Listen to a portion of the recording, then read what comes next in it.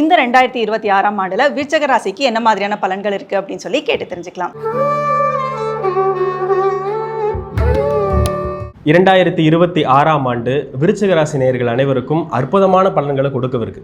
எப்படின்னு கேட்டிங்கன்னா, ஆரம்பத்திலேயே 8ஆம் இடத்தில் இருக்கக்கூடிய முதல் 4-5 மாதங்கள் 8ஆம் இடத்தில் இருக்கக்கூடிய குரு பகவான் வெளிநாடு, வெளியூர், வீடு மாற்றங்கள், இடமாற்றங்கள், தொழிலில் வேற ஏதாவது அப்டேட் பண்ணணும் அப்படின்னு நினைக்கிறவங்க, இல்லை கடையவே காலி பண்ணி இன்னொரு இடத்துக்கு வைக்கணும், ஷிஃப்ட் பண்ணணும்னு நினைக்கக்கூடிய அத்தனை பேருக்கும் அற்புதமான ஒரு ஆண்டாக இந்த 2026ஆம் ஆண்டு விருச்சிக ராசி நேயர்களுக்கு கண்டிப்பாக இருக்கு. அதனை அடுத்து மே மாசத்துக்கு பிறகு குரு உச்சமாகி அந்த ராசியவே பார்க்கறதுனால எல்லா விதமான தெம்பும் இந்த விருச்சிக ராசிக்காரங்களுக்கு கண்டிப்பாக கிடைக்கும் அப்படின்றதுல மாற்றம் இல்லை.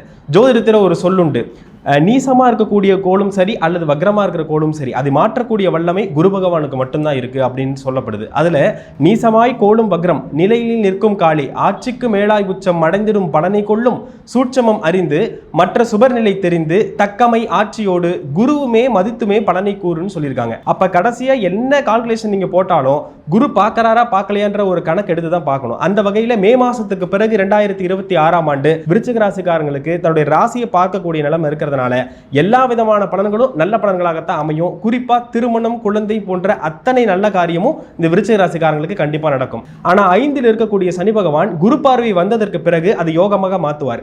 ஆனா முன்னாடி இருக்கக்கூடிய அந்த 4-5 மாதங்கள் குழந்தைகளால சின்ன சின்ன செலவினங்கள் அல்லது பூர்வீகத்தில் பிரச்சனையை ஏற்படுத்தக்கூடிய நிலைமைகள், நல்ல அதிர்ஷ்டம் இல்லாத ஒரு நிலையை உணரக்கூடிய அமைப்பை முதல் 4 மாதம் 5 மாதங்கள் பண்ணாலும் மே மாதத்திற்கு பிறகு வரக்கூடிய அத்தனை மாதங்களும் நல்ல ஏற்புடைய மாதமாக இந்த விருச்சிக ராசிக்காரங்களுக்கு கண்டிப்பா இருக்கும். 4ஆம் இடத்தில் இருக்கக்கூடிய ராகு பகவான ஆரம்பத்திலேயே குரு பார்த்து கொண்டிருக்கக்கூடிய காரணத்தினால பெரிய வீடா கட்டி பாதியிலே நிக்குதுன்னு நினைத்து கொண்டிருக்கக்கூடிய அத்தனை பேருக்கும் அந்த முதல் 4-5 மாதங்கள்லேயே எதையாவது ஒரு கடனை வாங்கியாவது அந்த வீடை முடிக்கக்கூடிய சூழ்நிலையை நிச்சயமா இந்த விருச்சிக ராசிக்காரங்களுக்கு 2026ஆம் ஆண்டு கண்டிப்பா கை கொடுக்கும் அப்படிங்கிறதுல மாற்றம் இல்லை.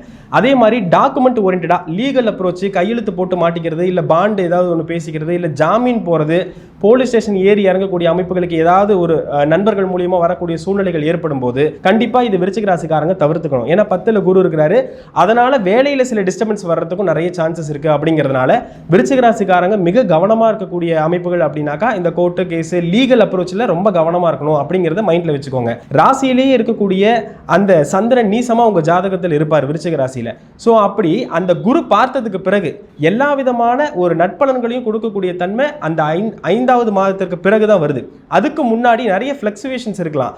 அதாவது காலையில் ஒரு முடிவு, மதியானம் ஒரு முடிவு, இந்த மாதிரி நிறைய ஃபிளக்சுவேஷன்ஸ் இருக்கலாம். அதை நினைச்சு கவலைப்பட வேண்டிய அவசியம் இல்லை. ஆனால் எதுவாக இருந்தாலும் ஜூன் மாதம் 2ஆம் தேதிக்கு பிறகு நடக்கக்கூடிய அந்த குரு பயிற்சி மிகப்பெரிய மேன்மையான பலன்களை இந்த விருச்சிக ராசிக்காரங்களுக்கு கண்டிப்பாக கொடுப்பாங்க அப்படிங்கிறதுல மாற்றம் இல்லை.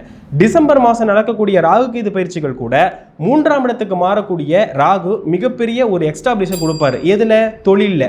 அதுவும் இல்லாமல் நீங்கள் எதை விருத்தி பண்ணணும், நல்ல விஷயங்கள்லாம் நீங்கள் பணம் சேர்த்தணுமா இருக்கட்டும், இல்லை டெபாசிட் பண்ணுறதா இருக்கட்டும், அத்தனையிலையும் ஒரு நல்ல ஒரு நாலேஜபிளான ஒரு விஷயத்தை அந்த ராகு பிரம்மாண்டமாக கொடுப்பாரு. ஏன்னா கேதுவை விட ராகு அள்ளி கொடுக்கக்கூடிய ஒரு கிரகம். ஸோ 3ஆம் இடத்தில் இருக்கக்கூடிய ராகு இந்த விருச்சிக ராசிக்காரங்களுக்கு மிகப்பெரிய யோகத்தை ஆண்டினுடைய இறுதி பகுதியில் ஆரம்பித்தாலும் அதுவும் அடுத்தடுத்த ஆண்டுகளுக்கு ரொம்ப ஏதுவாக இருக்கக்கூடிய நிலைப்பாட்டில் நிச்சயமா அமையுங்கிறத சொல்லலாம். ஸோ இந்த ஆண்டு அவங்களுக்கு சாதகமாக இருக்கணும் அப்படின்னா என்ன மாதிரியான வழிபாடுகள் பண்ணணும்? ஆமாம், அதாவது இது ஒரு பெண் வீடு அப்படிங்கிறதுனால, விருச்சிக ராசி ஒரு பெண் வீடு அப்படிங்கிறதுனாலையும் முருகப்பெருமான் இதுக்கு அதிபதியாக வரக்கூடிய காரணத்தினாலும் வள்ளி தெய்வ யானையோடு இருக்கக்கூடிய முருகப்பெருமான பிரார்த்தனை பண்றது மிகப்பெரிய மேன்மையை விருச்சிக ராசிக்காரங்களுக்கு கண்டிப்பா தரும். குறிப்பா மலை மீது இருக்கக்கூடிய வள்ளி தெய்வனோட இருக்கக்கூடிய முருகப்பெருமான பிரார்த்தனை பண்றது நல்லது. உதாரணத்துக்கு திருத்தணி, பழமுதிர்ச்சோலை, திருப்பரங்குன்றம் இந்த மாதிரி கோவில்களுக்கு போறதும், வள்ளிமலை, இதெல்லாம் ரொம்ப அற்புதமான பலன்களை கொடுக்கும். நீங்க முருகான்னு போய் நீங்க பிரார்த்தனை பண்ணி நின்னீங்கன்னா நீலச்சிகண்டியில் ஏறும் பிரான் எந்த நேரத்திலும் கோல குரத்தையோடு காட்சி தருவான் அப்படிங்கிற மாதிரி உங்களுக்கு எல்லா நலன்களையும் கொடுக்கறதுக்கு முருகப்பெருமான் தயாரா இருக்கிறார். ஸோ அடுத்தடுத்த ராசிக்கான ராசி பலன்கள் தொடர்ந்து வரப்போகுது. நம்ம அஸ்ட்ரோ தமிழா சேனலை ஃபாலோ பண்ணிக்கோங்க.